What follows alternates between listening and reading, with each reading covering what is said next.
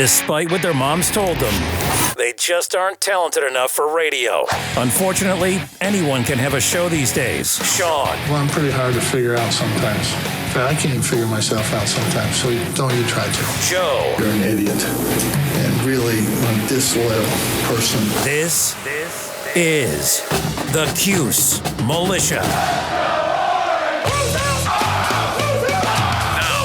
Those two unapologetically biased, orange-blooded homers, Sean and Joe. It's the most bullshit thing I've seen in 30 years. Welcome, orange men and ladies. Happy Tuesday. This is the Cuse Militia with Sean and Joe at Cuse Militia on the socials. Joe there. Join the militia. Thank you for tuning in and hanging out with us. We appreciate all of you for doing so. This is your Virginia Tech preview. The Orange will travel to Virginia Tech on Saturday to take on the Hokies. A 12:30 matchup. TV will be ACC Network or ESPN3. We'll let you know what we think about that. We will give you our always accurate final score predictions at the end of the show. Current Hokie, but orange-blooded homer at heart, our guy, Giovanni Heater, joins us today. And he's going to join us from start to finish. A little different perspective on Syracuse's next opponent as he is live from Virginia Tech. Giovanni, Gio, buddy, thanks for coming on and hanging out. Gio. Thanks for having us, guys. Super excited. I think it should be a good game. Again, super excited. Thanks so much for having me. So Coach Babers, if you listened to his pregame presser, the Virginia Tech presser, which wasn't much of a Virginia Tech presser with the news going on, but we'll talk about that. He said he's never been to Lane Stadium. So him and I both are gonna be at Lane Stadium for the first time this weekend. So it's been long overdue for me too. I've been here 20 years, never been. And I cannot wait. And I want to get your perspective. I want you to save it. Okay. Okay. We're gonna get into that in a minute before we do the actual preview. But first, Tommy enters the transfer portal. Put out a pretty eloquent tweet. He was very humble. It was very genuine. And Coach said he was very mature about their conversation and his decision. I don't think this comes as a surprise. Joe, I thought it would have come maybe at the end of the year, but he is going to finish school though. He's going to finish school up at Syracuse according to Coach. So I don't know why I wouldn't have waited, but nonetheless, here we are. Tommy's going to enter the transfer portal. Yeah, I think it has a little bit to do with obviously the timing and the fact that, him and Babers have been talking, and I don't think that the possibility of him coming in a game when this first happened was completely out of the realm of possibility. But I think now, after seeing the last 4 weeks and what our offense has become and kind of the what we have with the Schrader-Tucker duo, I think that Tommy just sees the writing on the wall. And I think that by him kind of doing the transfer portal thing now, I think it's him protecting himself because let's just say, for instance, Schrader does get hurt. DeVito comes in, backup time, duty, and ends up playing another 2-3 whatever games, right? Then I don't know if he gets that whole year eligibility because of the 4 games thing. So I don't know if he's been redshirted yet or how that's gone. So I think he really just looking out for himself because if Schrader gets hurt, he comes in, then he might lose that eligibility. So it's just kind of protecting him and his longevity as far as in the college game and being able to transfer and do what's best for him. Yeah, not a surprise though, right? I mean, I don't think anyone took this by surprise. But is there anything, Gio? I'll throw this to you. First of all, your thoughts. But there's always a possibility of some of these things lingering around, and I don't know. Obviously, none of us do what the atmosphere or the culture's like in the locker room. But to kind of get this out of the way and be like, okay, this is it. This is Garrett's our guy. There's absolutely anything left of any kind quarterback controversy that was lingering is absolutely gone. It's time to, this is our team. This is what we got. And going forward, we got 5 more games to try to make a bowl game. Yeah, I think all in all, it's actually, like you just mentioned, going to be a positive for the team because now they have that question mark out of the way and they know exactly what it's going to be and they can start to really formulate that chemistry without any kind of uncertainty and whatever it may be. But I don't think it's a surprise that Tommy transferred at all. Everyone kind of saw it coming once we saw what Garrett had to offer. I find it like slightly disappointing. You know, I was never a big Tommy DeVito fan after seeing, you know, his product on the field. I just found it a little hard to root for him. And then you heard some things kind of behind the scenes that maybe he wasn't the greatest teammate or lacked some of the leadership capabilities that like a Dungy had, which is something that a lot of guys lack because Dungy was, you know, a special asset. But from that perspective, it's disappointing that we could never support him in the way that he could have been utilized, because we know he has the ability to throw the ball, not the best guy with his legs, and we never really gave him an O-line and elite level wide receivers and kind of the things that he was, you know, probably promised when he wanted to come here. And, I mean, it was a 4-star guy that didn't pan out, one of the biggest quarterback recruits Syracuse had in a long time. So I think it just kind of goes down. There's an article that came out, you know, one of Syracuse's biggest what-ifs ever. I mean, you think when Ishmael was here and when Custis was here and Irv Phillips and Ahmed Atawa, I mean, those guys were 6'3", 6'4", 6'5". They could go up, win a one-on-one ball, and they were, fair to say, some of the better receivers in the ACC. I was never the biggest Taj Harris fan. He lacked that size. He you know, sometimes he dropped balls. So I think from an offensive line perspective and a receiving core, we never really supported Tommy and never really got to see what his capabilities could have been. And the way the team's designed and the way it's evolved away from the no huddle and the orange is the new fast and where it is now, a running quarterback's the better option. And in today's day in college football, a quarterback that can run it and a quarterback that can be a dual threat is a weapon for teams the way that college football has evolved, and it's a necessity and it's unfortunate, but you know, everyone saw the writing on the wall. Yeah, you're exactly right. Well said. And what you said about us not really seeing his full potential, I mean, especially with what this team has been kind of dealing with the past couple of years, absolutely true. But this is where we are, and this is where we're going. So that is that. Look, we are going to get into the pregame stuff here in a second. As soon as we talk about the Spotify Green Room app, you guys know the deal.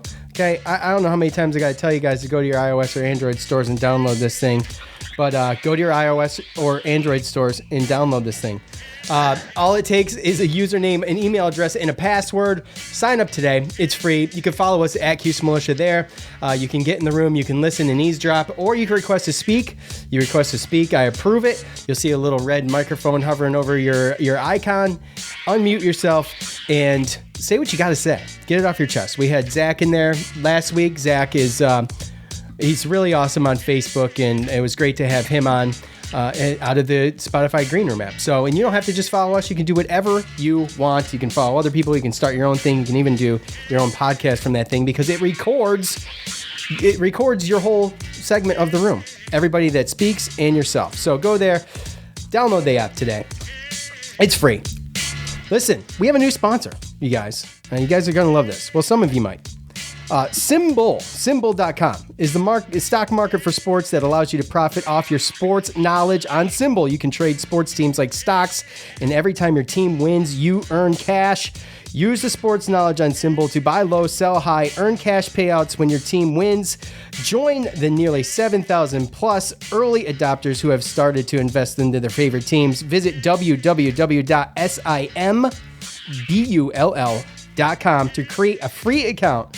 And when you deposit, make sure you use the promo code SD to make your deposit risk-free. Visit Symbol.com and use the promo code SD, and your deposit will be risk-free. This means even if you lose money, Symbol will refund your initial deposit, no questions asked. Join Symbol and start investing and profiting from your favorite teams today. All right, so... I'm interested in that. Huh?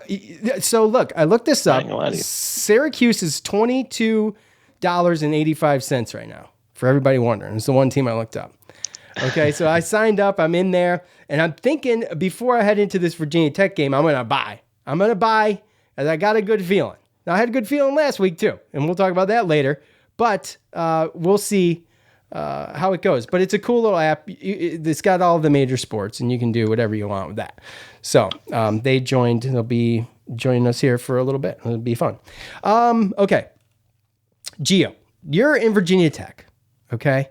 I heard through the grapevine that you're going to be calling this game Saturday officially for the school, I am. right? Yes. That's got to be an amazing feeling. Is this the first game you're going to be doing, or have you been doing it all year? This will be the first football game. I've done volleyball and soccer, and done a lot of like our football kickoff shows that we do in our studio. But this will be the first football game I get to call, and then next weekend I'm going down to Atlanta for Georgia Tech, Virginia Tech. So that is awesome. I'm super excited to get a football game though. I wasn't, it was something I kind of had to earn and pay, prove myself for. So it's definitely, a little bit of a dream come true, especially that it's the Syracuse game. It's a full circle moment for sure. Dude, Nice. it's the tip of the iceberg for you, Giovanni. When real quick, when did you start listening to us? Do you remember how old you were? Oh, it had to be. I mean, it was a while ago, because it's crazy to see how much your guys' show has evolved too. Everything from now, like just the little subtle things, the music you're playing behind the readings and the intros and everything like that. But I had to be like 3 years ago or something like that. I was definitely young for sure. I feel like you were a sophomore in high school. Yeah, I think I was. Yeah. Wow, that is crazy. So that would have been like, cosser to 3 or 4 years. 3-4 years. Yeah.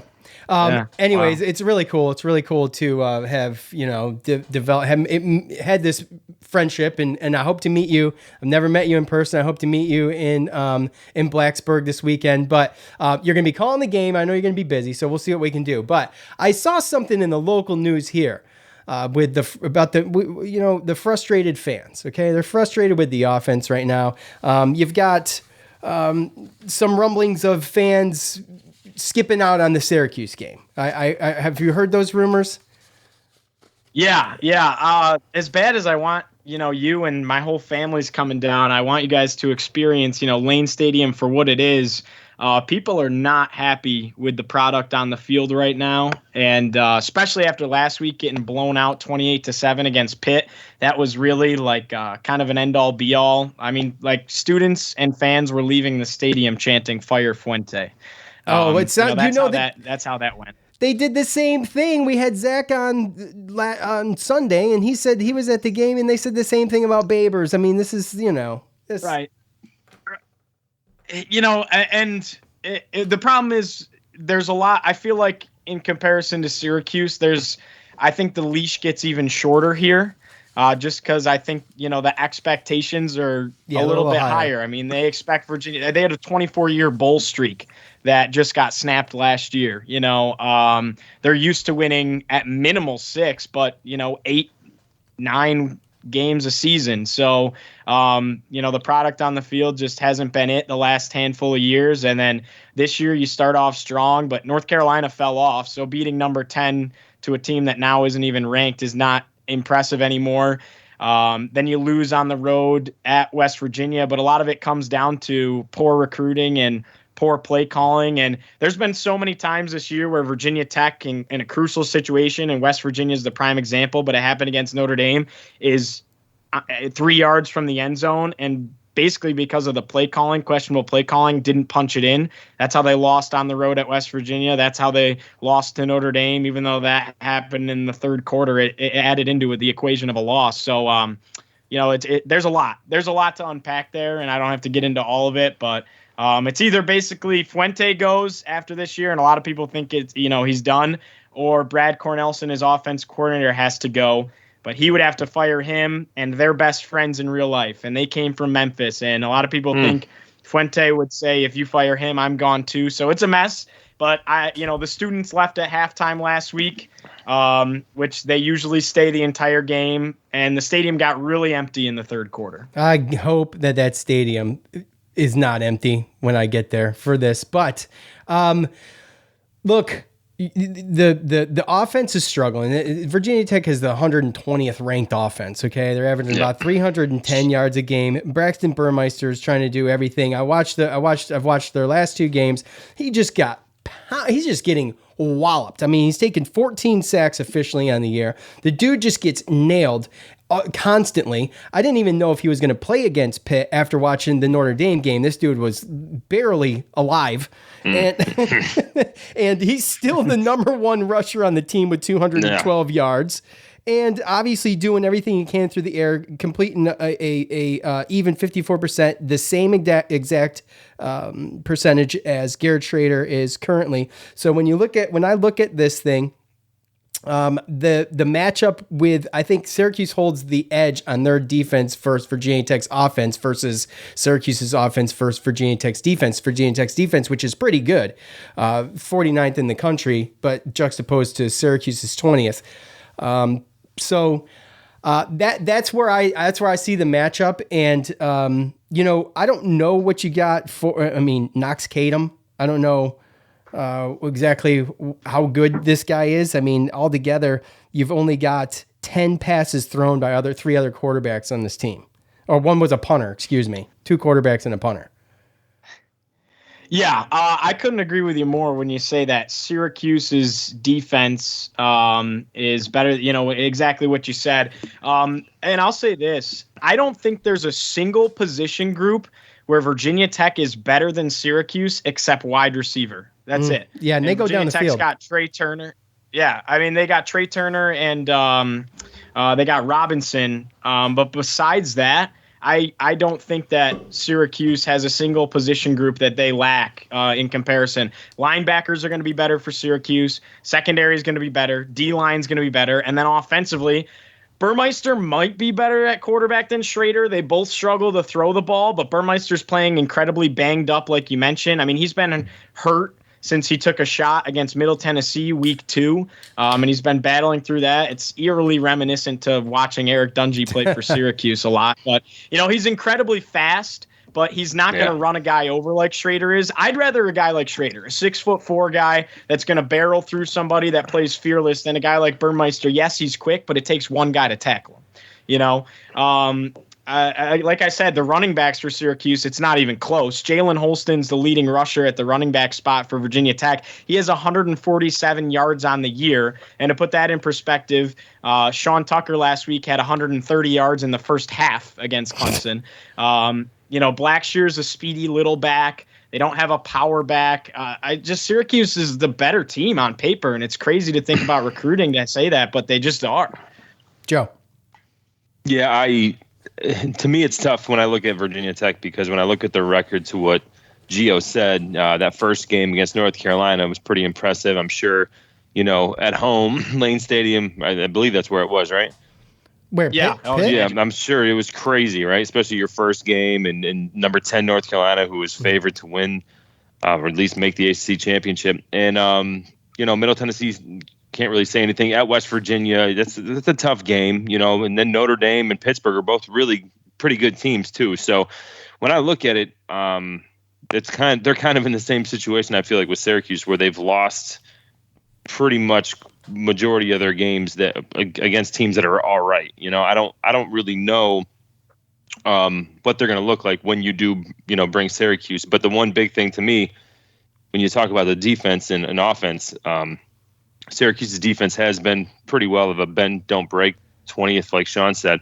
But, I mean, the high rusher for you guys, I think this year, 53 yards in a game, I think, for a high rusher. I think one time you guys had a receiver over 100 yards. So, again, just the offensive line, I mean, that's what I worry about as a Syracuse fan. It's a team coming in and just being able to, are we going to be able to score with them, right? Like Wake Forest. And I just don't see that threat with Virginia Tech. I mean, you stop the big plays by the receivers, like you said, and, random stuff like that. I don't really, again, it's tough because they've been playing against tough teams, but unless they got something that they're hiding, that they're waiting to pull out for Syracuse, then I don't see any threats on this team that I've seen in the last 3 or 4 games that Syracuse has played, as far as offensive wise. Well, I think, go ahead, Gio. Just to piggyback too, I mean, like Virginia Tech, one of the biggest glares on the season was, and that kind of really solidified, okay, we might not be as good as we thought we were, was when Richmond came here. We beat them 21-10, and one of those was a special teams touchdown, a punt return for a touchdown. We scored 14 offensive points against an FCS, middle of the pack FCS team. Like Richmond used to be good in the FCS, but they're not. So offensively, like the struggle is bad. And I think if Syracuse can make Burmeister throw the ball, it's very similar to Schrader, throw the ball more than 20 yards max. Like once you get into that 30, 40 yard range, he just can't do it. It's not accurate. He doesn't have the arm for it. He's playing hurt. And then Virginia Tech on top of it can't run the football. So it's really like the offense, it struggles. I mean, they just punt a lot. They struggle to get first downs. It's mediocre. That's why they're dead last in the ACC. Well, when you've got the 20th ranked defense in the nation, I think Syracuse totaled 24 sacks on the year. And without any signs of letting up, that's the game plan. You got to get after Burmeister. And if you can, you just, at the very, very, very least, you make him scared. Make him run scared the whole game. And, you could create some turnover. His turnover, what has he got? 6 touchdowns to 3 interceptions. That's really not that bad. It's not terrible. So they got to make him. 6 games, though. Yeah, I understand. But, I mean, Garrett Schrader's 5 and 3. They were putting up rushing yards like Syracuse, right? I would understand that. Like, I understand why Garrett Schrader doesn't have a lot of passing touchdowns. Well, he's only started 4 games, right? Well, there's that too. So, but I mean, again, when it comes down to it, though, traditionally, like number one, first off, I mean, Lane Stadium, it used to not be an easy place to just go in and win. You don't go in and they've lost 2 straight. So I mean, if really there's good anything, teams, right? One was in overtime. Nonetheless, how many times have they lost 3 games straight at Lane Stadium? I don't know, but it's probably not a lot. So that's one of those things. They're going to come out and they are going to fight, and they do usually. Sometimes I when I think Virginia Tech, I think it's just special teams plays where they score, where something happens. So when you look at Syracuse's, their penalties and some of their lack of discipline the last couple of weeks, on top of the fact that Virginia Tech might have a better special teams than them. Oh, well, without a doubt. Yeah. So, yeah, and then you throw in the return man. Sorry. Yep. Sorry, go ahead. No, you're good. And now, realistically, I mean, Clemson just kind of threw a blueprint. Now, you have to have the personnel of Clemson's defense to pull it out there, but Clemson they threw out the blueprint of how to stop Syracuse's run. Now, whether Virginia Tech's going to be able to do it or not, that's a different story. So if you combine that with some penalties, with some turnovers and some special team stuff, then I can see this as being an ugly, gritty game, just like the Clemson-Syracuse game was. So unless we clean up stuff on offense and maybe get a little bit better with the penalties and special teams, and maybe God forbid, turn the other team over at some point, then I don't think we'll have a problem. But there is though that little space there of those couple different aspects of the game where Virginia Tech can definitely take this game from us. And, it's never, I think teams are more dangerous. I think Virginia Tech is more dangerous in this situation, facing the scrutiny that they're facing coming off of this loss, than they would have been, Joe, like we talked the other day, if they had won against Pitt. That makes us nervous, but right? But, with all that said, you mentioned Syracuse's special teams, and if they can hold it together, that's one thing that could be the difference. Syracuse needs like one thing to turn around to finish one of these games off. And special teams is under the microscope right now. So decent return man, but the kicking game for both is bad. No, is it? Yeah. Virginia Tech.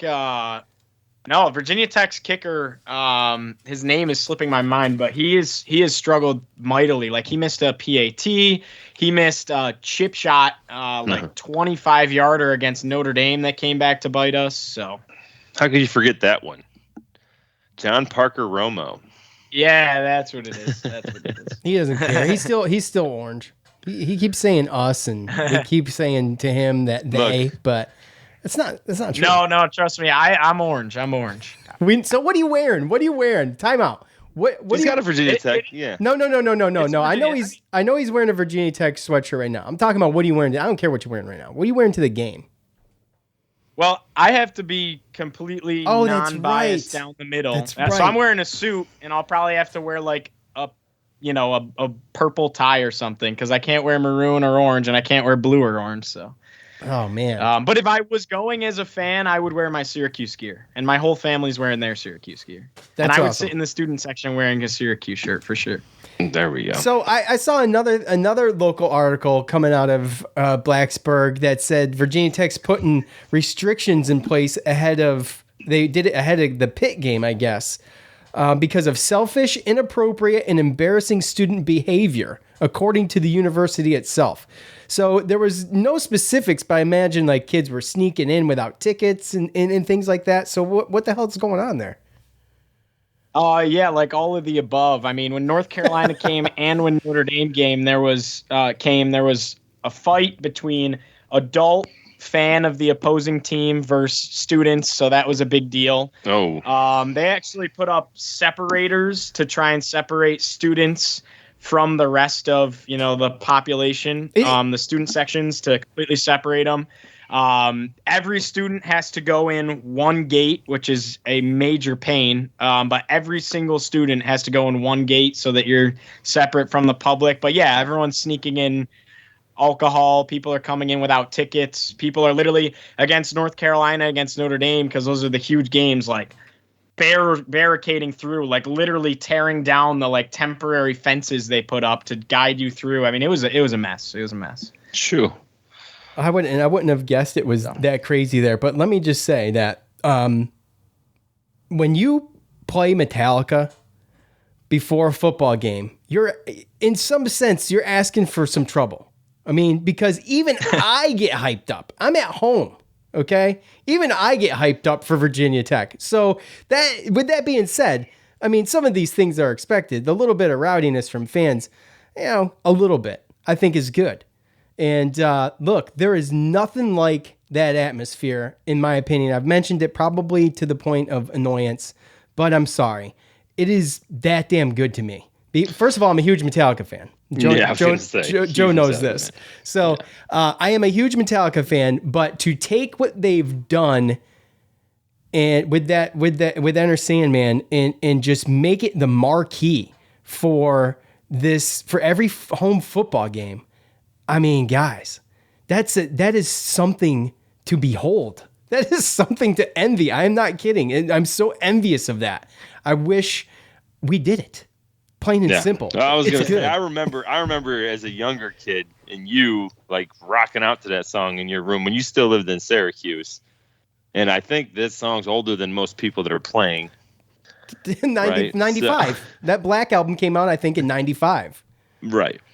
So yeah, it could have been even earlier than that, actually. No, you're talking about So that's to have that song last that long, and I mean, obviously you're going to have an attachment to it for sure, and you're a little, obviously jealous of it. So, but it hits perfect. The team comes running out. I mean, it gives me chills every time Gio. That's why I want the place packed. I want to feel it. I mean, I've thought about implanting myself in the student section for this until I read the reports of them fighting. I'm gonna be there with my family. I don't need to come back to my section with the black eyes. I can't afford to do that in front of my kids. But hey, the thought crossed my mind. It did. And if Gio was going to be in there, if Gio was going to be in the student section, I'd go sit with him. He'd keep me safe. So. It's great though. Hey, look, Gio, you going to stick around for picks? Can you do picks? Yeah, absolutely. I'd love to talk about the atmosphere a little bit too. It's all wild. All right, yes. We'll get to that. We'll get to that right after this. As I mentioned, folks, the Spotify Green Room app. Look, you can get in there. We do it for every fan feedback. You could sit in the Green Room app and you can just listen to us and eavesdrop. Or you can request to speak, as I've mentioned before. All it takes is a username, an email address, and a password, and it's free to download in your iOS or Android stores. Go there. Do that. We appreciate it. I think we got like 10 people in there, which is great because it's like half our audience. So we're halfway there, which is excellent.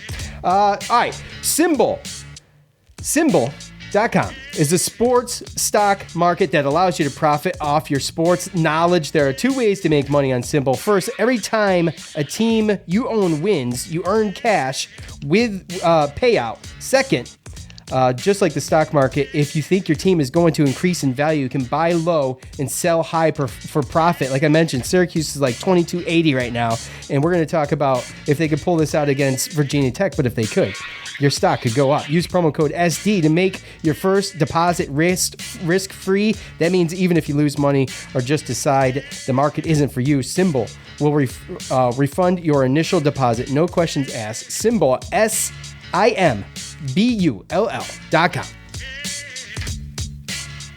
All right, Gio, let's get the inside scoop. You've been there probably numerous times, obviously. You've been to every home game so far, I assume. Yeah. Okay, so tell us a little bit about it. Give me the lowdown. Should I stay in my spot? Should I stay in my area? Yeah. I mean, you can stay in your area because the whole place will be buzzing. Oh, and you have to have it's a whole process. You have to get a wristband to go in the student section. Oh my anyways. gosh! But, all right, okay, fair enough. But it lives up to every ounce of the hype. I mean, it was one of the biggest reasons I was excited to go to school here. Obviously, it's big for every game. That's the crazy thing. It's just as hype. Enter Sandman's just as hype when Richmond comes and when Middle Tennessee comes. Now, of course, people leave in like the third quarter when you're playing a team like that. But Notre Dame and North Carolina, especially Notre Dame, when the lights went out and they did fireworks, and like it is incredible. The ground literally shakes. Every person's jumping up and down. Every person's yelling. But it's cool because it's not just Enter Sandman. There's a whole lead up to it that makes it that much more hype. Yeah, the first chants. They play "God's Gonna Cut You Down" by Johnny Cash, and the whole stadium stomps and claps in sync with each other. And they show the football team on the video board walking. They do the march from the locker room, from the athletic facilities out into the tunnel. And so they show them on the board, and everyone stomps and claps. And then they cut it, and they do the "Let's Go Hokies," and half the stadium says "Let's Go," half says "Hokies." And in the middle of that, you never know when they're going to hit the first chime of Enter Sandman. They mix it up every time. Sometimes it's like 6 "Let's Go Hokies." Sometimes it's like 4. Sometimes they'll like really draw it out, and it's like 10. But then when that first chime hits, everyone just goes berserk and jumps up and down. I mean, it's so hard not to fall over. Everybody's jumping. And then when the team runs out, when it really like the drums and the guitar kick in, I mean, it's just electric. And the best part, though, is when they cut the song, when they're doing the coin toss, and you don't even hear the ref talking over the loudspeaker because everybody sings it. And so everyone will be like, "Exit light," and then it's silence, and you just hear the echo, and then it's "Enter night," and 70,000 people are singing, and everyone knows the words, and it is wild. I mean, I believe it is the best tradition in college football. It's crazy. Yeah, it's wild, and I did see the long intro. They did. It gives me goosebumps to talk about it. Yeah, you just really gave me goosebumps, and you got a pretty good voice too. You got a pretty good voice, bud. Well, don't get him started. He'll break out the guitar. Giovanni broke out the guitar on the show one time. Remember, Gio? He played AC/DC. That did not. Oh God, that was awesome. All right. Let's quickly. Let me find my sheet here amongst the all the BS I got. Okay. So, I never did the math on this. That's not. Oh well, not the best time to start doing math. Let's see. Man, I was way off. Yep, you were 21. I was off by 21. So Joe is going to take this, obviously. Joe was off by 6 and 9. I'm sorry, guys.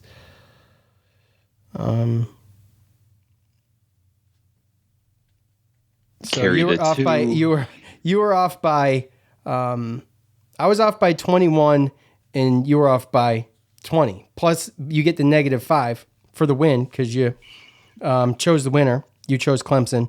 So you got 15 to 21. Joe is 4 and 3 and I am 3 and 4. Okay, that sucks. All right.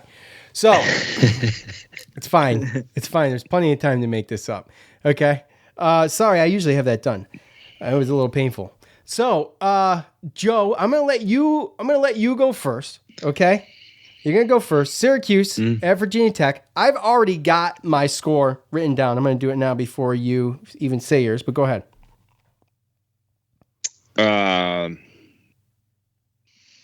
There's no way I can't go Syracuse here, although I think we're going to get Virginia Tech's obviously best shot. I did listen to Fuentes' his interview, and I know that they're down a couple of defensive guys. I guess some second string or guys that come off the bench that help with depth are out with some injuries, and one of their better defensive backs, Waller, who's got 4 interceptions for the year. They don't know if he's going to play or not. But this is kind of desperation mode, right? Like this is kind of like play for the coach, don't lose 3 in a row at home.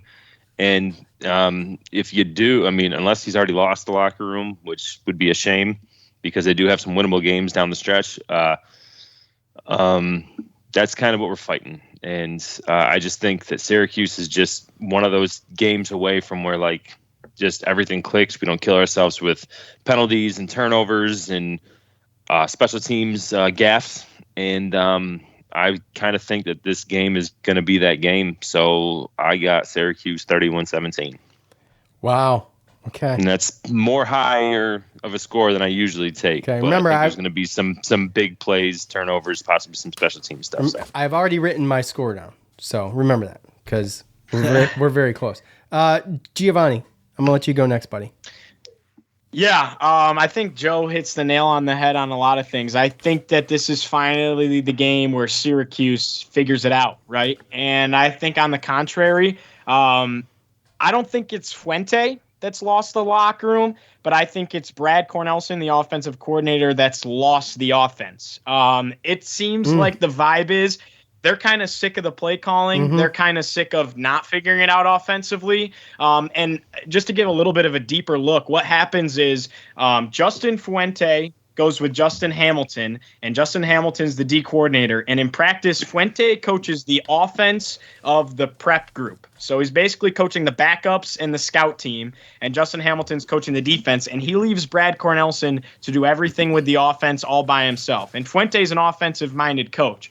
So a lot of people are saying get rid of Cornelsen or have Fuente take over the play calling duties. But as far as the offense goes, they're sick of Cornelsen because nothing's changing. And you feel that on the field. You feel the frustration of a Trey Turner who has the ability to be a star wide receiver, and it's not working. So I think Cornelsen's lost the offense. I think the defense is still playing sort of hard, but they start to give up in the third quarter in a game like Pitt when you're down by so many.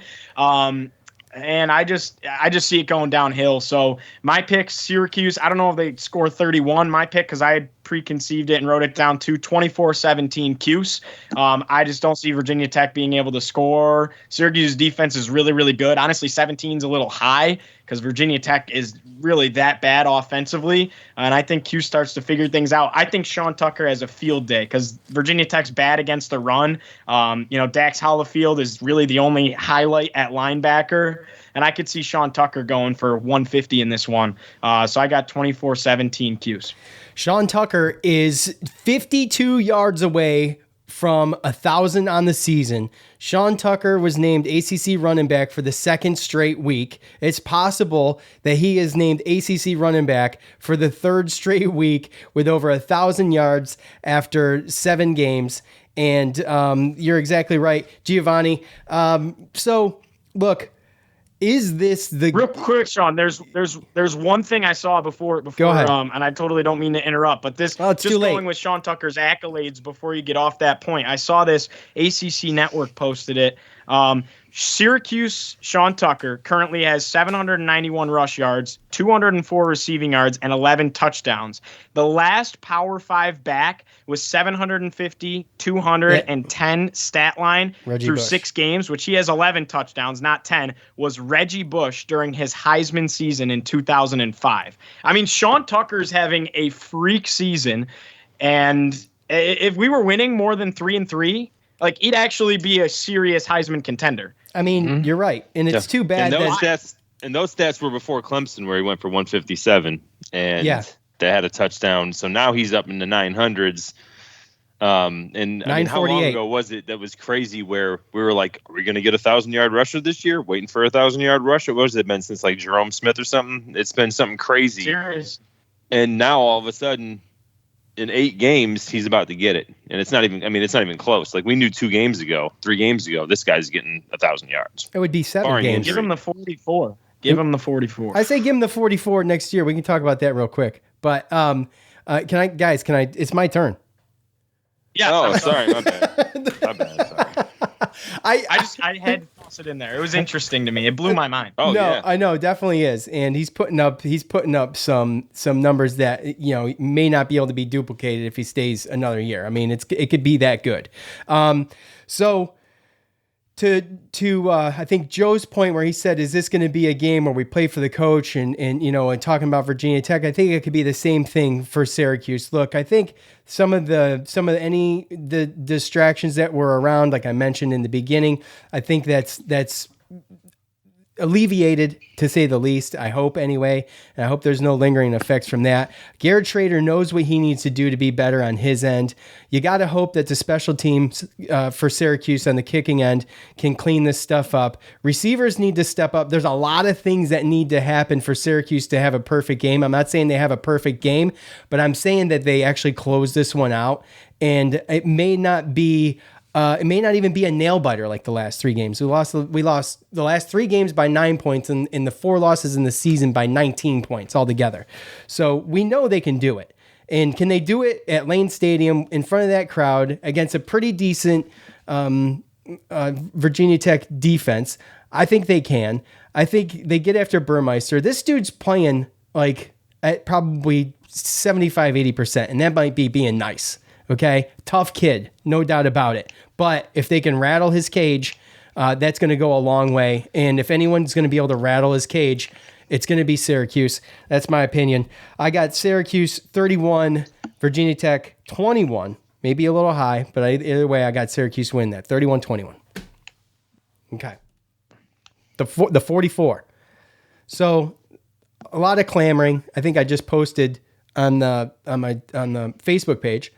For a change.org petition to sign to break out the 44. And I actually this was given to us by, or sent to me by Dominic. Everybody knows Dominic. And I opened it up, and it's put together by a dude named Dave Dixon. I'm pretty sure I know this Dave Dixon anyway.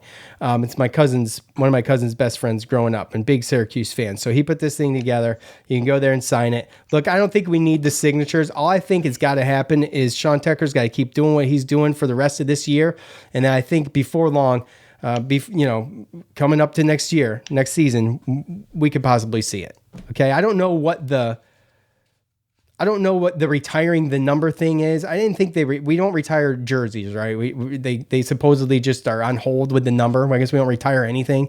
I don't even really know what the deal is, but it could be broke out next season. Would you really want to see it broke out now, Gio? Would you? I mean, like, yeah, what I meant by that was next season. I mean, it would be kind of cool. It would be to see it break out now, but I think you got to hit 1,000. But I saw that athletic director John Wildhack said in some kind of statement, it must have been a press conference, I read it online, that the only way he would bring it out is if he basically got the okay or the consent from the families of Ernie Davis, Jim Brown, and Floyd Little. He needed the families okay. And it could be from Jim Brown himself too, because he's still around. But I also heard that Floyd Little's wife said that she wanted Floyd Little's grandson to wear it. And it's like, I didn't love that. I mean, don't get me wrong. All respect to Floyd, all respect to the Little family. Yeah, that's fine. And I don't know who Floyd Little's grandson is, but I don't know if he's like a highly touted recruit or anything like that. But in that sense, like, man, Sean Tucker's earned it. Like, why are we saving it for somebody that We don't even know if he's going to come here. Like, is he even good at football? Like, I feel like someone shouldn't just wear it because their grandfather wore it. Right. Like, Sean Tucker's earned it. And I totally get where they're coming from for that. It scares me a little bit because Wild Hack's saying, well, he's not going to give it out without the okay. And, maybe the Littles aren't going to give the okay just from that. I mean, those are two different colliding stories. But, man, I say give it to Tucker if he keeps up what he's doing because he has been the most prolific running back we've had in a long time. And it's special. It's something that does not come all the time. And I think it deserves it. I totally agree. And I mean, Joe, what was Tucker, a fourth stringer before the opt-outs last year? I mean, this dude comes out of nowhere, and he's absolutely earned it. At the beginning of this year, you and I are a little apprehensive. We're like, well, let's see, let's get past Rutgers and Liberty and see what he could do in the ACC. Well, guess what? He's tearing it freaking up. So there's no doubt this is not a one-off. It's not an anomaly that he's rushing the way he is. Yeah, he gets some holes opened up for him. That I think the offensive line has done a fantastic job to complement his running. But look, he's doing it, man. He's got moves, right? And he's also still the leading receiver on the team as well with 224 yards. So there's that. Anything else before we wrap up, Joe? That's really the thing, right? So like right now he's second in the nation in rushing. Yeah. In rushing, right? He's I think behind the running back from Kenneth Walker from Michigan State, right? Yeah. Yep. And the guy right below him, Bijan Robinson from Texas, right? So I mean, people pay attention to an undefeated Michigan State, Texas. People don't pay attention to Syracuse. I mean, Sean Tucker's the best running back that most people don't know. And even on top of that, when you add his receiving yards, when you look at it, I mean, he's second in the nation in what is that yards? Well, that's yards per game. So total yards. He's if you go by average, he's second. But when you go by total, he's got more all-purpose yards than anybody in the country with 1,172. So best running back that really nobody's paid attention to. I mean, obviously Syracuse fans have said, oh, the Heisman and this, and the stats like what Gio read off. It's crazy. But unless you're somebody that's watching Syracuse week in and week out, I mean, what, 5 100-yard rushing games in a row? Yes. I mean, we just talked about it. I mean, Virginia Tech hasn't had a 100-yard rusher this year in a game. He's had 5 in a row. So definitely something special. And I'm really pound the rock. I usually don't have like a big opinion about this whole 44 thing. Like I told you before when we talked about it, it's like, look, use it as a recruiting tool, right? And give somebody the damn jersey or just retire it forever. You got to do something. This just hanging it out in the ether, just questioning every time somebody's good, are we going to give it to them? Like, I don't like that. Like, just figure it out. But if there has been somebody that's worthy of having this, especially even since Rob Conrad, I mean, it's him. So what was that? 97? I think it was a senior in high school. Rob Conrad. So hanging it out in the ether. And on top of it, go ahead, Gio. Well, on top of it, he like has the character for it too, right? He's Absolutely. As humble as it gets. He's quiet. Dino talked about it in a press conference one day. Like Sean Tucker's a guy that he's not going to open his mouth, and he doesn't have to tell you that he's good, right? His playing just does the talking. If you ever look at his social media, I'm pretty sure his dad runs it or something because he has the most humble. He just humanly tweets. So if there's a guy that deserves it, it's him because he's not this big ego that he really kind of goes under the table. He's quiet and he's the guy. Yeah, I totally agree. And like Joe said, hang the 44 out here. The fans want to see it. It's a staple of the program. There's no sense in not bringing it back out. The gray area is too big. And if anyone's deserved it in the past 20-something years, it's definitely Sean Tucker, hands down. It's not even a question. So, look, I don't listen to a lot of other Syracuse podcasts. In fact, the total number is 0. But I would say that I do not think that we could do a better job with a preview. And I don't pat ourselves on the back here very often, but this preview for this game was excellent. Giovanni. Oh yeah. We got the insider, bro. I know, right? I feel special right now. How do you balance that too? Like, because obviously because of what you do in school and like, obviously you wanting to be able to, I mean, I'm sure you wanting to call football games and what you're doing in the fall, obviously you wanted to trickle into basketball, right? You definitely want to do basketball games. So it's a situation where, like, how do you manage being able to still pay attention to the Syracuse games as far as watching both? I've sat now. Sean, you'll learn school. this. The reception when it's packed, especially in Lane Stadium, is awful. Like, you can't even get a text message out. But if you sit on like where the student section is, I always sit to the right side, and I'm able to snag the Wi-Fi just barely from the press box. So I've sat there many times watching the Syracuse game on my phone while at the Virginia Tech game. Like when we played Rutgers, I did that.